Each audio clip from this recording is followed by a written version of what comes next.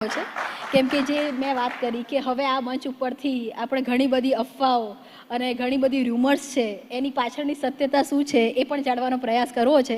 તમારા જામનગરમાંથી કાયમ એક વાત આવતી હોય છે કે બા વર્સિસ બેન છે. આજે આ મંચ પરથી હું જાણવા માંગુ છું કે બા વર્સિસ બેન છે કે બા વિથ બેન છે. Bharatiya Janata party first of all તો એક કેડેટ બેઝ પાર્ટી છે. મનભેદ ના હોઈ શકે, મતભેદ હોઈ શકે, બરાબર, આ સ્વાભાવિક છે. ને આઈ થિંક મેં એક વન લાઇનરમાં જ આપના સવાલનો જવાબ આપી દીધો. But on the final note અમે એક એવી પાર્ટી માટે કામ કરીએ છીએ કે જ્યાં મતભેદને પણ સ્થાન નથી. એટલે અમારા માટે ફાઇનલ ઓથોરિટી, પાર્ટીનું ડિસિઝન, હાઈકમાન્ડ્સના ઓર્ડર્સ એ સર્વોપરી છે. એમાં પર્સનલ ફિલિંગ્સને કોઈ સ્થાન નથી. અને અલ્ટિમેટલી પોલિટિકલ ફિલ્ડમાં પર્સનલ ફિલિંગ્સ જેવું હોતું નથી. અને રાજકારણ માટે તો એવું કહેવાય છે, જનરલી હું મારી જાતને પોલિટિશિયન તરીકે ઇન્ટ્રોડ્યુસ કરવાનું એટલું ઉચિત નથી સમજતી. બટ સ્ટીલ એક એવો વર્ડ કહેવાય છે કે પોલિટિક્સમાં બધાએ સાંભળેલું હશે કે હર હંમેશ કોઈ કોઈના દુશ્મન નથી ને હર હંમેશ કોઈ કોઈના મિત્ર નથી. તો ઇટ્સ અ ફેક્ટ. અને અમારા માટે અમારા આદરણીય પ્રધાનમંત્રી એમની વિચારધારા, પાર્ટીની વિચારધારા એને ફોલો કરી અને it's not versus, it's equal. અમે એક જ બેન્ચ ઉપર છીએ અને એક જ ટેબલ ઉપર છીએ. બહુ મોટી વાત છે કે જે આ મંચ ઉપરથી કહેવાઈ રહી છે કે એક સેમ બોટની અંદર આજે બંને ભાજપના જે નેતાઓ છે તે સવાર છે. રીવાબા, એક બીજો પણ સવાલ એ છે કે જ્યારે મોદી કા પરિવારની વાત થતી હોય છે, મહિલાઓની વાત થતી હોય છે, તમને કેમ લાગે છે કે જે મહિલા વોટ બેંક છે તે મહદઅંશે ભાજપ તરફી થઈ ગયો છે 2014થી? મહિલા સશક્તિકરણમાં આખરે એવું ભાજપે શું કર્યું છે કે વિપક્ષ અથવા શું કરવાનું રહી ગયું છે કે એના કારણે એક આ વે છે તે બન્યો છે? આનો આન્સર મારે થોડો બહુ ડેપ્થમાં આપવો પડશે. શરૂઆત ત્યાંથી કરી કે જ્યારે આપણા પ્રધાનમંત્રી શ્રી એ ગુજરાતના સીએમ હતા ત્યારથી લઈ અને અત્યાર સુધી એમના પછી એમના સક્સેસર્સ જેટલા હતા એ બધા મુખ્યમંત્રીશ્રીઓએ મહિલાઓ માટે શું કર્યું, કેટલી બધી સ્કીમ્સ, કેટલી બધી યોજનાઓ, બરાબર, ચાહે મિશન મંગલમ હોય, ચાહે માતૃવંદના યોજના હોય, ચાહે અભયમ નંબરની વાત આવે, સુરક્ષાની વાત આવે, બરાબર, ચાહે ત્યાં એ સમયે સ્વસહાય જૂથોને મજબૂત કરવાની વાત આવે, મહિલાઓના હેલ્થને લઈને બેટી બચાવો બેટી પઢાઓની વાત આવે.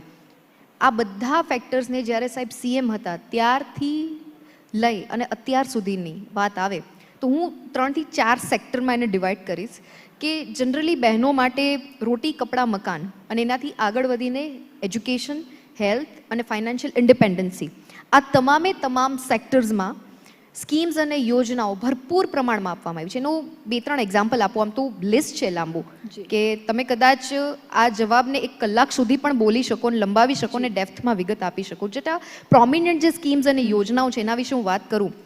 આવાસ યોજના, મહિલાઓને સૌથી વધારે ચિંતા હોય કે મારું ઘરનું ઘર હોય, એના માટેની જે ઝુંબેશ ચલાવવામાં આવી અને એમાં અત્યાર સુધીમાં લગભગ 70% જે છે એ મહિલાઓના પોતાના નામે અથવા તો સંયુક્ત નામે આવાસ મકાનો છે.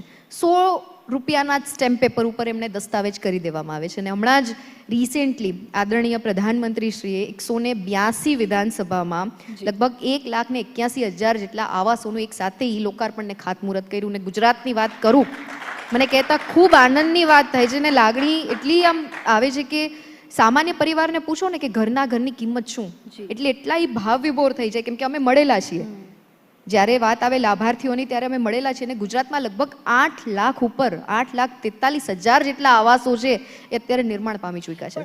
પણ રીવાબા, મહિલાઓની જ્યારે વાત ચાલી રહી છે, ગઈકાલે જ પ્રધાનમંત્રી નરેન્દ્ર મોદીએ વિમેન્સ ડે નિમિત્તે મહિલાઓને ગેસ સિલિન્ડરમાં 100 રૂપિયાનો ઘટાડો આપ્યો. સારી વાત છે. વિપક્ષામાં આક્ષેપો એ કરે છે કે મહિલા દિવસ તો દર વર્ષે આવે છે પણ આ વર્ષે જ શું કામ મહિલા દિવસ પર પ્રધાનમંત્રીને સૂઝ્યું લોકોને ગિફ્ટ? મારો જવાબ આપે પૂરો ના કરવા દીધો એટલે હવે હું પાછું કન્ટિન્યુ ત્યાંથી જ કરીશ. બરાબર, આ વાત હતી આવાસોની, મકાનની વાત કરી. હેલ્થકેર સેક્ટરની વાત કરું સાહેબ, મને કહેતા ખૂબ આમ ઉત્સાહ એટલે આવે છે.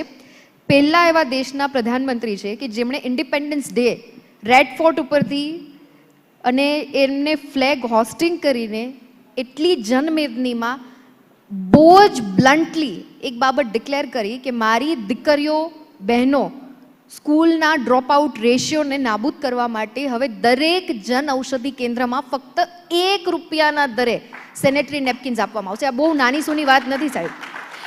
રીવાબા આ હેલ્થની વાત છે. આયુષ્માન ભારતની વાત આવે, દિવસ ફક્ત નિમિત્ત બનતો હોય. આપના સવાલ ઉપર આવું છું. દિવસ ફક્ત નિમિત્ત બનતો હોય, પણ ભારતીય જનતા પાર્ટીની અમારી સરકાર અને આદરણીય પ્રધાનમંત્રી શ્રી વખતો વખત મહિલાઓના ઉત્કર્ષ માટે, એમની સુરક્ષા માટે, સશક્તિકરણ માટે, શિક્ષણ માટે, અભ્યાસ માટે, સમાન તકો માટે, સમાન ઓપોર્ચ્યુનિટી માટે, સમૃદ્ધિ માટે, ફાઇનાન્શિયલ ઇન્ડિપેન્ડન્સી માટે સતત પ્રયાસ કરતી અને આ સાથે સાત આધાર સ્તંભો ઉપર મહિલા સશક્તિકરણ અને નારી તું નારાયણીને સાર્થક કરતી અમારી સરકાર છે ને એના આદરણીય વડાપ્રધાન શ્રી છે કે જે હર હંમેશ યા દેવી સર્વભૂતેષુ શક્તિ રૂપેણ સંસ્થિતા નમસ્તસ્યે નમસ્તસ્યે નમસ્તસ્યે નમો નમઃ આ મંત્રને ખરા અર્થમાં એમણે સાર્થક અને ચરિતાર્થ કર્યો છે. ઓકે, દિવસ આપણે કહ્યું, બહુ સારી વાત કહી. દિવસ ફક્ત નિમિત્ત બનતો હોય છે, સમય ફક્ત નિમિત્ત બન્યો છે. આમાં વિપક્ષની અને ચર્ચાઓ એવી પણ છે ને વિપક્ષની વાતો પણ એવી છે કે જ્યારે ભાજપ કહે ત્યારે મોદી કી ગેરંટી અને આમ આદમી પાર્ટી કહે તો રેવડી કલ્ચર, બીજી કોઈ પાર્ટી કહે તો લાણી કરો છો. સિમ્પલ એક જ એક્ઝામ્પલ આપું. મારો ત્યારે જ લગભગ જન્મ પણ નહોતો થયો. 1960ની આ વાત છે. ત્યારે એક સ્લોગન બહુ પ્રચલિત હતું. હું ખોટી હોય તો મને ઇન્ટરપ્ટ કરજો. Indira is equal to India, India is equal to Indira. Right? આ સ્લોગન બહુ ફેમસ હતું. દેશના મહિલા લોખંડી વડાપ્રધાન, જેમણે બિરુદ આપવામાં આવ્યું હતું લોખંડી મહિલા, 33% અમેન્ડમેન્ટ, મહિલાઓને 33% અનામત, બોથ ઇન પાર્લામેન્ટ અને લેજિસ્લેટિવ એસેમ્બલી.